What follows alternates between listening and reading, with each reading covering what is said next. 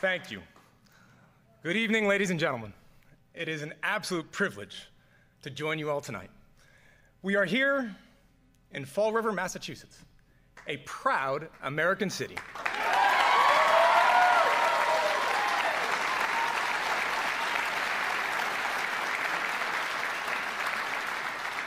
An American city built by immigrants.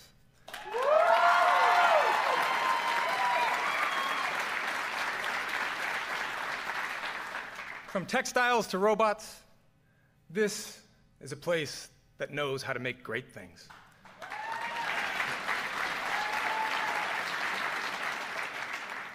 The students who are with us here this evening in the Auto Tech program at Diamond Regional Technical School carry on that rich legacy.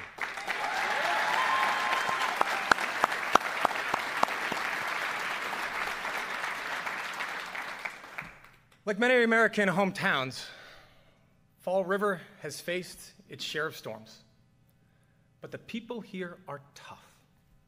They fight for each other. They pull for their city. It is a fitting place to gather as our nation reflects on the state of our union. This is a difficult task. Many have spent the last year anxious, angry, afraid. We all feel the fractured fault lines across our country. We hear the voices of Americans who are forgotten and feel forsaken. We see an economy that makes stocks soar, investor portfolios bulge, and corporate profits climb, but fails to give workers their fair share of the reward. A government that struggles to keep itself open. Russia, knee-deep in our democracy. An all-out war on environmental protection. A Justice Department rolling back civil rights by the day. Hatred and supremacy proudly marching in our streets.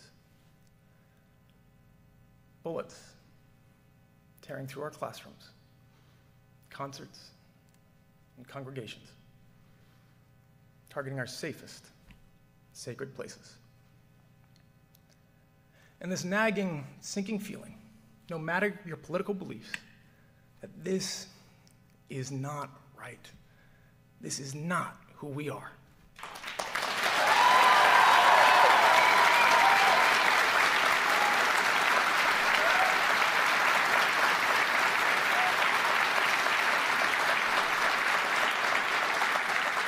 Folks, it would be easy to dismiss this past year as chaos, partisanship as politics. But it's far, far bigger than that. This administration isn't just targeting the laws that protect us. They're targeting the very idea that we are all worthy of protection. For them, dignity isn't something you're born with, but something you measure by your net worth, your celebrity, your headlines, your crowd size. Not to mention the gender of your spouse, the country of your birth, the color of your skin, the God of your prayers. Their record is a rebuke to our highest American ideal, the belief that we are all worthy, that we are all equal, that we all count in the eyes of our law and our leaders, our God and our government. That is the American promise.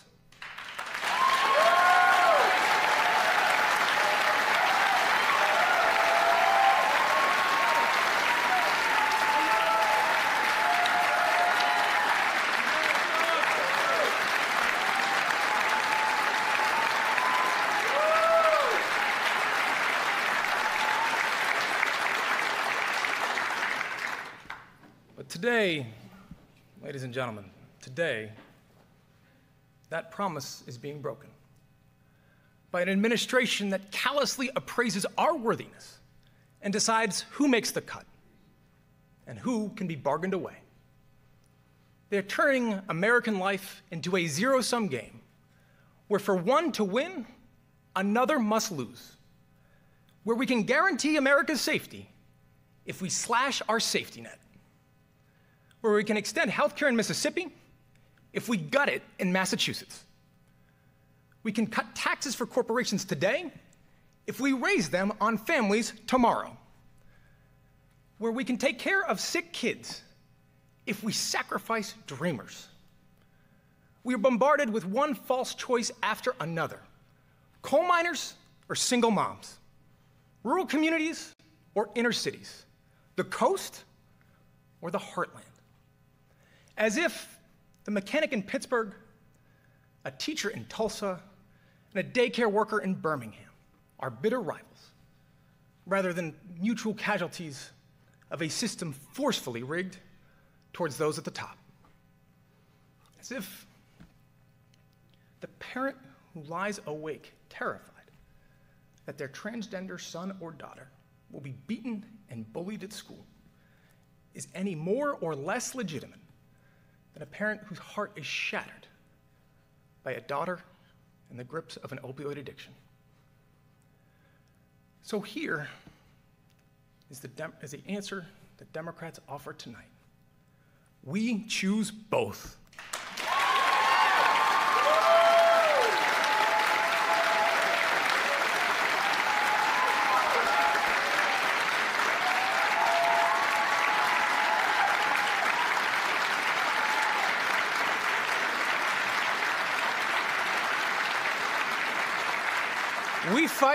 We fight for both, because the greatest, strongest, richest nation in the world should not have to leave anyone behind.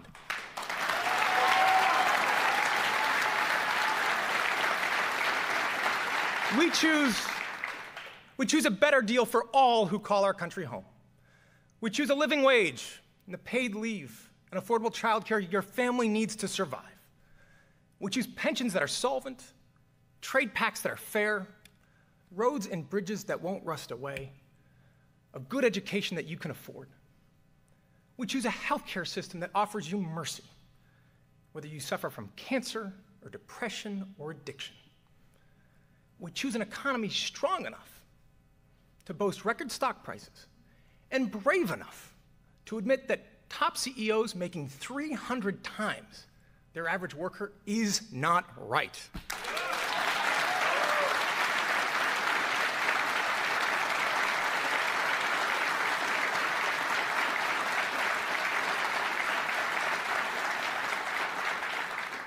We choose Fall River.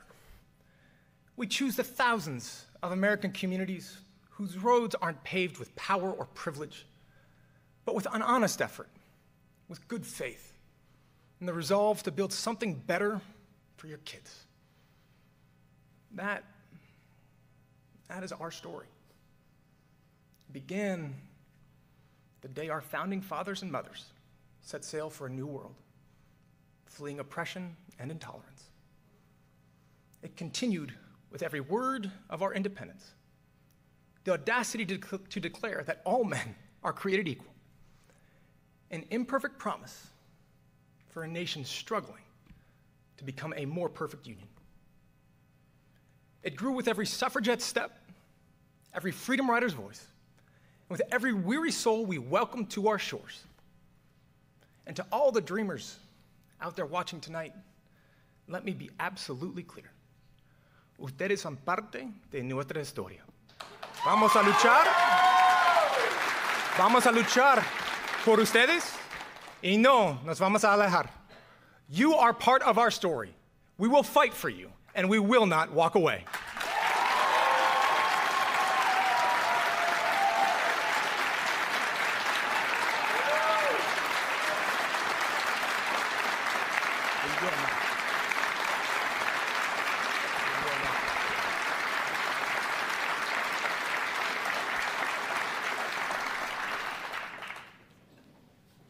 America, we carry that story on our shoulders. You swarmed Washington last year to ensure that no parent has to worry if they can afford to save their child's life. You proudly marched together last weekend, thousands deep, on the streets of Las Vegas and Philadelphia and Nashville. You sat high atop your mom's shoulders and held a sign that read, "Build a wall, and my generation will tear it down."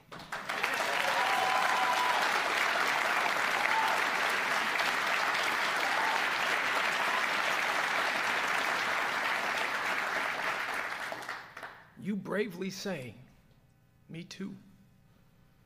You steadfastly say, "Black Lives Matter." You wade through floodwaters, battle hurricanes, brave wildfires and mudslides to save a stranger.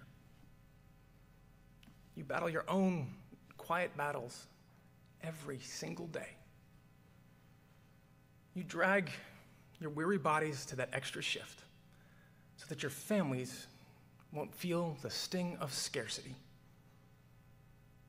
You leave loved ones at home to defend our country overseas or patrol our neighborhoods at night. You serve, you rescue, you help, you heal. That, more than any law or leader, debate or disagreement, that is what drives us towards progress. Bullies may land a punch, they may leave a mark, but they have never, not once in the history of our United States, managed to match the strength and spirit of a people united in defense of their future. Politicians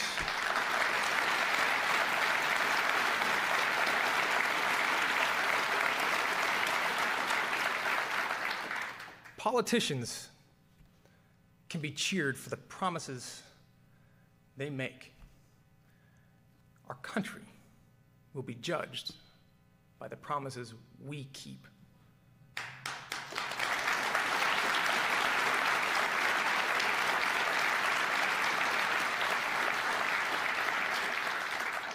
That is the measure of our character. That is who we are. Out of many, one. Ladies and gentlemen, have faith. Have faith. The state of our union is hopeful, resilient, and enduring. God bless you. God bless your families. And may God bless the United States of America. Thank you.